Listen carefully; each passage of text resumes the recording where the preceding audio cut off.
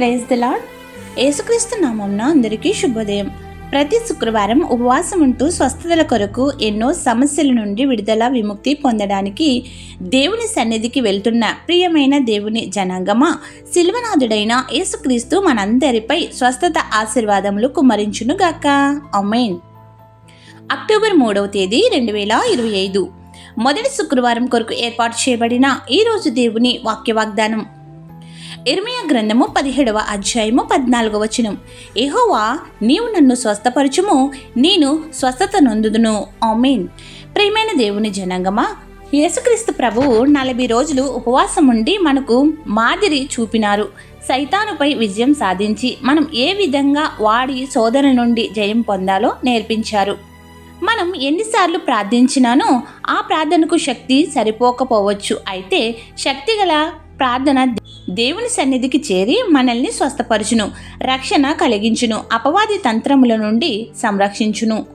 అయితే ఉపవాసంతో కూడిన కన్నీటి ప్రార్థన చేస్తే అనారోగ్యంలో నుండి స్వస్థత ఇచ్చి సైతాను శోధనలను లయం చేసి యేసు రక్తంలో మనకు విజయం ఇచ్చును.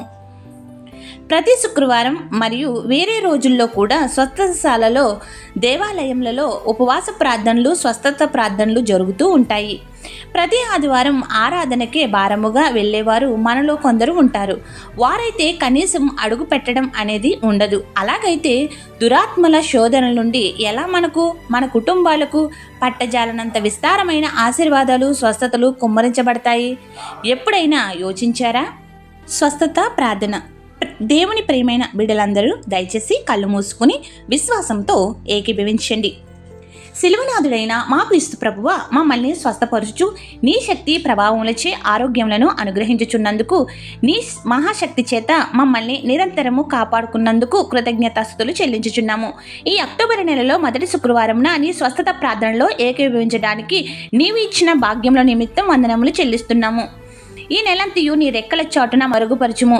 అపవాది తంత్రముల నుంచి విడుదల పొందడానికి ఈ నెలలో ప్రతి శుక్రవారం ఉపవాస ప్రార్థనలో, స్వస్థత ప్రార్థనలో పాల్గొంటూ నీవిచ్చిన తలాంతులను, ఆశీర్వాదములను నూరంతలుగా పొందుకునే శక్తిని మాకు దయచేయండి. మా గాయములను స్వస్థపరచుతున్న మా యేసయ్య, శరీర గాయములైన, హృదయ గాయములైన కట్టుదును అని వాక్య వాగ్దానం ఇచ్చిన పరమ వైద్యుడ, నిండారుగా వందనములు చెల్లించుచున్నాము. తల మొదలు తల వెంట్రుకల రాలుట, తలకు సంబంధించిన వ్యాధులు, కళ్ళకు సంబంధించిన వ్యాధులు, ముక్కుకు సంబంధించిన వ్యాధులు, చెవులకు సంబంధించిన వ్యాధులు, పళ్ళకు సంబంధించిన వ్యాధులు, ముఖమునకు సంబంధించిన వ్యాధులు, నోరుకు సంబంధించిన వ్యాధులు, గొంతుకు సంబంధించిన వ్యాధులు స్వస్థపరచుము. మెడకు సంబంధించిన వ్యాధులు, భుజముకు సంబంధించిన వ్యాధులు, ఎముకలకు సంబంధించిన వ్యాధులు, కండరాలకు సంబంధించిన వ్యాధులు, గుండెకు సంబంధించిన వ్యాధులు, ఊపిరితిత్తులకు సంబంధించిన వ్యాధులు, కాలేయముకు సంబంధించిన వ్యాధులు స్వస్థపరచుము. కిడ్నీలకు సంబంధించిన వ్యాధులు, ప్రేగులకు సంబంధించిన వ్యాధులు, గర్భశాయ దోషాలు, వెన్నునొప్పులు, నడుము నొప్పులు స్వస్థపరచుము. రక్తహీనత, బీపీ, షుగర్లు, హెచ్చుతగ్గులు, వివిధ రకములైన జ్వరాలు, ఇలా ఎన్నో వ్యాధులు నీవిచ్చిన అవయవాలను పీడించుచుండగా వాటిని యేసు రక్తంతో శుద్ధీకరించి పారద్రోలి సంపూర్ణ ఆరోగ్యం ఇచ్చి అద్భుతమైన కార్యములతో స్వస్థపరచుము. నీ బిడ్డలుగా ఏవైతే కోరుచున్నామో కోరుకున్న వాటన్నిటికంటే అధికముగా దయచేసి అనుగ్రహించి నీ బిడ్డలుగా సంతృప్తి పరచుమని, మా కుటుంబాలను, మా బిడ్డలను ఉన్నతముగా నడిపించుము. బిడ్డలు లేని వారికి బిడ్డలను దయచేయము. ఉద్యోగములు కావలసిన వారికి ఉద్యోగంలో ప్రమోషన్లు కావలసిన వారికి ప్రమోషన్లు దయచేయము. కోర్టు చిక్కుల్లో ఉన్న వారికి చిక్కులు విడదీయము. సొంత గృహములు లేని వారికి గృహములను దయచేయము. అద్దె గృహంలో ఉన్నవారికి అద్దె కట్టే శక్తిని దయచేయము. విదేశాల్లో ఉన్నవారికి నీ సంపూర్ణమైన కాపుదలతో నడిపించుము. ప్రయాణం చేయుచున్న వారిని సురక్షితంగా చేర్చుము. వివాహాలు కాని వారికి మంచి జతను సమకూర్చుము. కుటుంబాల కలహంలో ఉన్నవారికి న్యాయాధిపతి న్యాయము తీర్చుము. విడిపోయిన కుటుంబాలను కట్టుము. పరీక్షల్లో ఉత్తీర్ణులు కాకుండా ఉన్నవారికి మీ యొక్క ఆదరణ దయచేసి మరొక ప్రయత్నం చేయుచుండగా గొప్ప విజయం దయచేయము. చంటి బిడ్డల నుండి ముసలి వారి వరకు అందరిపై నీ దీవెనలు వర్షం కుమ్మరించుము. నీ బోధకులను మంచి బోధకులుగా చేసి మా ప్రధాన యాజకుడైన క్రీస్తు జ్ఞానముతో నింపుము. సంఘములను, సువార్థికులను, ప్రార్థనా పరులను దీవించుము. ఈ నెలలో ఏ శోధనైనా జయించగల శక్తిని యేసుక్రీస్తు నామమున అనుగ్రహించుము. ఈరోజు పుట్టినరోజులు, వివాహ దినోత్సవములు, శుభకార్యములు చేసుకుంటున్న ప్రతి బిడ్డను దీవించి నూరంతల దీవెనలు కుమ్మరించమని కోరుచున్నాము. ఎవరైతే ప్రియులను కోల్పోయి ఉన్నారో వారికి ఆదరణ దయచేయము. దిక్కులేని వారిని, అనాథలను ఆదరించుము. నీ యందు సంపూర్ణ విశ్వాసంతో భయభక్తులు కలిగి నడవగల శక్తి మాకు దయచేయము.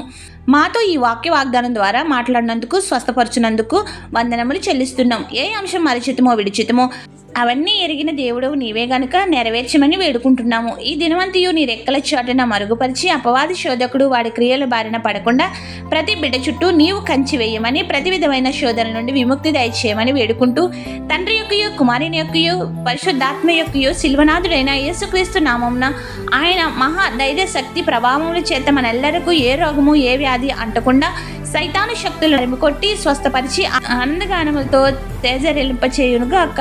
ఆమేన్. ఇట్లు దేవుని సువార్త పరిచర్యలో మీ సహోదరి. ఆమేన్. God bless you. అందరికీ మరణాత. ఉపవాస ప్రార్థనలు నీతో సహవాసం చేసేదనయ్యా. నెహెమ్యా ఉపవాసముండి ప్రార్థించినప్పుడు పడిన ప్రాకారములు నీవు కట్టినావు.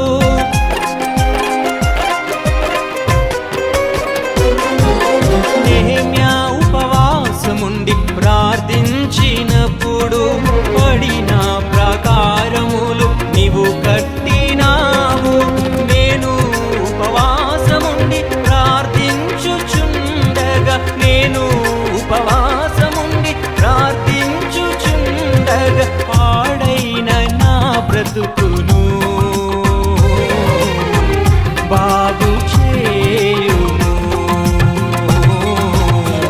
బాగు చేయుము. ఆ ఉపవాస ప్రార్థనలు నీతో సహవాసం చేసేదనయ్యా.